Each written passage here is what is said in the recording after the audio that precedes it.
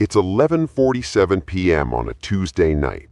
You're lying in bed, phone in hand, staring at a message you sent 6 hours ago. Just 2 words from her. Haha, yeah. You type out a response, delete it. Type again. Your heart's racing over a text message. And suddenly you have this sickening realization. When did you become this person? When did you start giving someone this much power over how you feel? I've been exactly where you are. That pit in your stomach when you see her posting stories but not responding to you. That fake smile you put on when she talks about this guy from her gym. That moment when you realize you're not even in the game. You're just there, available, safe, forgettable. But here's what nobody tells you. There's a switch. One decision that changes everything. It's not about becoming someone you're not. It's about remembering who you were before you started shrinking yourself to fit into someone else's life. The Italian philosopher Niccolò Machiavelli wrote something 500 years ago that still hits today. The lion cannot protect himself from traps, and the fox cannot defend himself from wolves. One must therefore be a fox to recognize traps and a lion to frighten wolves. What if I told you that everything you've been doing, all that being there for her, all that availability, all that niceness, what if that's actually the trap? And what if the way out is simpler than you think? Law 1. The disappearing act. Stop being everywhere. Let me tell you about 2 versions of the same guy. Let's call them both you. Version 1. You meet someone amazing. Let's say her name's Sarah. She's funny, she's smart, you're into her. So what do? You text her good morning. You're the first like on every photo. When she posts something at 2 a.m., you're there. You cancel your Thursday basketball game because she might be free. You're thinking, if I show her how much I care, she'll see my value. But here's what's actually happening in Sarah's head.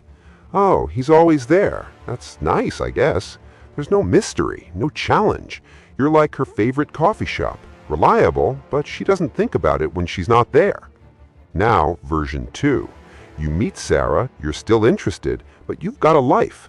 You're working on that side project. Maybe you're finally learning to code or building that furniture business or training for that half marathon you keep talking about.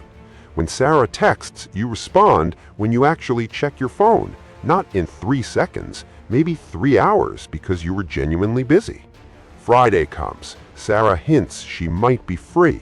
Old you would have cleared your whole schedule. New you? I've got plans with the guys tonight, but I'm free Saturday afternoon if you want to grab coffee.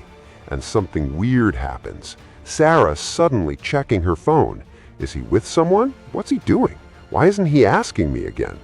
Look, I'm not saying play games. I'm saying stop putting your entire life on pause for someone who hasn't earned that spot yet. You know that friend who always has time for you? The one who drops everything when you call? Be honest. Do you respect that friend as much as the one who says, man, I'd love to, but I'm slammed this week. Let's catch up next Tuesday. People value what they have to work for, not because they're shallow, but because that's just human nature. But here's where it gets interesting. Once you stop being constantly available, she starts paying attention. And when she starts paying attention, you need to give her something worth paying attention to. That's where most guys blow it. They finally get her interested, then lay out their entire life story like they're reading from their diary. Law 2. The puzzle piece. Stop explaining yourself. Machiavelli said, everyone sees what you appear to be. Few experience what you really are. Think about your favorite TV show. Why do you keep watching? Because you don't know everything yet. There's mystery. There's more to discover. So why do we treat first dates like job interviews where we need to explain our entire resume, relationship history, and childhood trauma? My friend Jake, regular guy, works in IT, nothing fancy. He figured this out by accident. He goes on a date with this girl, Emily. She's gorgeous, way out of what he thought was his league, and he's nervous, right? So instead of rambling about himself, he just asks her questions. When she asks what he doesn't launch into a 20-minute explanation of network security protocols. He just says, I basically make sure companies don't get hacked. It's like being a digital bodyguard, I guess. Sounds cooler than it is. Then he smiles and asks about her graphic design work. Here's what happened. Emily got home that night and realized something weird. She had a great time, but she didn't actually know that much about Jake. So what did she do? She started checking his Instagram, his LinkedIn, asking their mutual friends about him. She was curious. Meanwhile, Jake's previous date, Amanda, different girl, same situation. He was so nervous about impressing her that he told her everything. His ex who broke his heart, his complicated relationship with his dad, his insecurities about his career. By the end of the night, Amanda knew his whole story. She never texted him back. Not because he shared too much emotion, but because there was nothing left to discover. You don't need to be mysterious like some movie character. You just need to stop treating every conversation like it's your last chance to prove your worth. Share things gradually. Let people earn access to the deeper parts of you. When someone asks, "So what do you do for fun?" don't list every hobby since childhood. Pick one interesting thing. I've been getting into woodworking lately. Built a coffee table last month that didn't completely fall apart, so that's progress. Now she's imagining you in your garage building things with your hands. That's more interesting than a 15-minute explanation of all your hobbies. So now you're not always available and you're not an open book. She's interested, she's asking questions, but then something happens that separates the guys who keep her attention from the guys who lose it. The test. And trust me, the test always comes. Law 4. The calm in the storm. Stop reacting. Here's a moment every guy knows. You're texting back and forth, everything's great, making plans for the weekend. Then nothing. She goes ghost. 1 day, 2 days, 3 days. Your brain starts spinning. Did I say something wrong? Is she with someone else? Should I text again? Should I call? Maybe I should send something funny to break the ice. Let me tell you about my buddy Chris. He's a teacher, regular dude, nothing special. He's seeing this girl, Megan. They've been on 3 dates, things are going well. Then she vanishes for 4 days. 4 days of nothing. Old Chris would have sent the, "Hey, everything okay?" text on day 2. By day 3, he'd be analyzing their last conversation like it was a crime scene. But Chris had been through this before, and he learned something. So what did he do?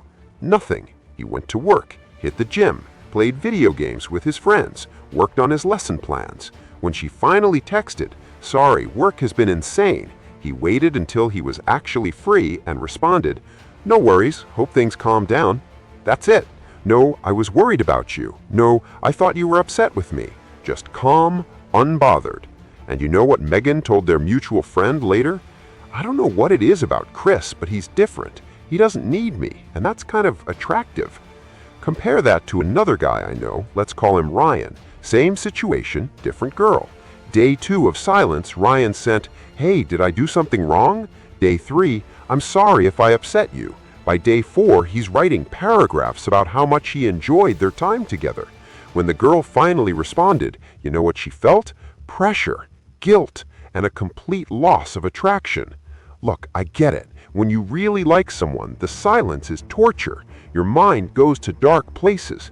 But here's the truth that'll set you free. If someone wants to talk to you, they will. If they don't right now, no amount of texting will change that.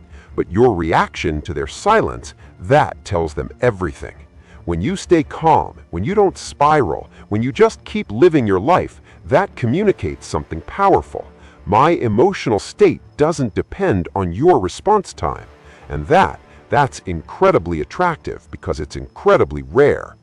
Now, staying calm is crucial, but it's not enough on its own, because being calm while people walk all over you just makes you a peaceful doormat. There's a line, and knowing when to draw it is what separates men who are respected from men who are tolerated. Law 4, the line in the sand. Stop accepting disrespect. You've got plans, real plans. Maybe it's a date, maybe it's meeting up with friends, doesn't matter. Someone commits to 7 p.m. At 7:15, you get a text, "Running late, be there in like 45 minutes, lol." What do most guys do? "No problem, take your time." Then they sit there, scrolling through their phone, waiting. My cousin David works at Target, regular guy. He had this exact situation. First date with this girl, Olivia. They agreed at 8 p.m. at this restaurant downtown. At 8:20, she texts, "OMG, sorry, still getting ready. I'll be there by 9:30. David thought about it for exactly 10 seconds. Then he texted back, "Hey, no worries, but I've got an early morning tomorrow. Let's reschedule for a time that works better for both of us. Have a good night." And he left, went home, made himself dinner, watched a movie. Olivia was shocked. Guys didn't do that to her. She was used to people rearranging their entire lives around her schedule. 3 days later, she asked if they could try again. When they rescheduled, she showed up 20 minutes early. Here's the thing. David wasn't being mean. He wasn't trying to punish her.